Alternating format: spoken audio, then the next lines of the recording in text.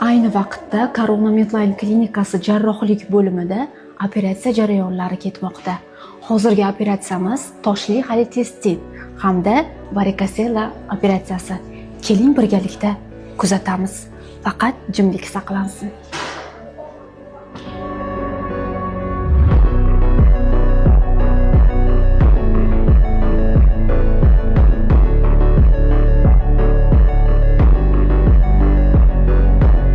Shu bemorimiz 38 yoshda.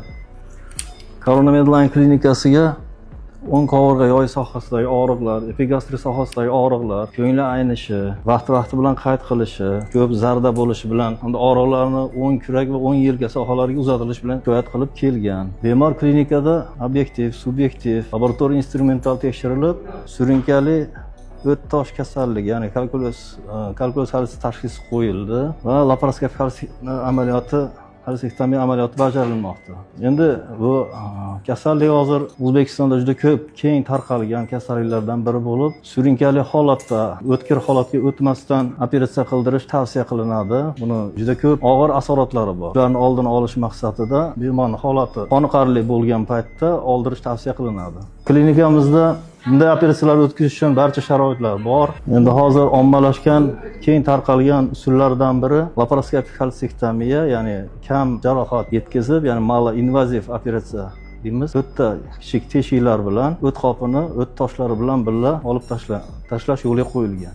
Endi tashrihdan keyin bemor 2 sutka holatiga qarab, ba'zida 3 sutka klinikada davolash muolajalarini oladi va muolajalarini davom ettirish, keyin ambulator tartibga o'tkazilinadi.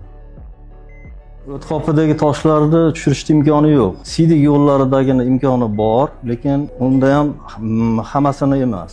O't qopidagi toshlarni qopiga kirish joyi xullas bitta, kengaymaydi, tor bo'ladi. Shuning uchun tosh aniqlandi, buni oldirish tavsiya qilinadi. Tosh chiqadigan bo'lsa, ko'proq xolestez asoratini berib, bemorda sarg'ayish, axlatning oqarishi, endi o'sha og'ir asoratlardan bittasi bemorning ahvolini og'irlashtirishga olib keladi. Shuning uchun o't toshini eritib tushirish, shunga o'xshagan ba'zi shifokorlar tavsiya qiladi.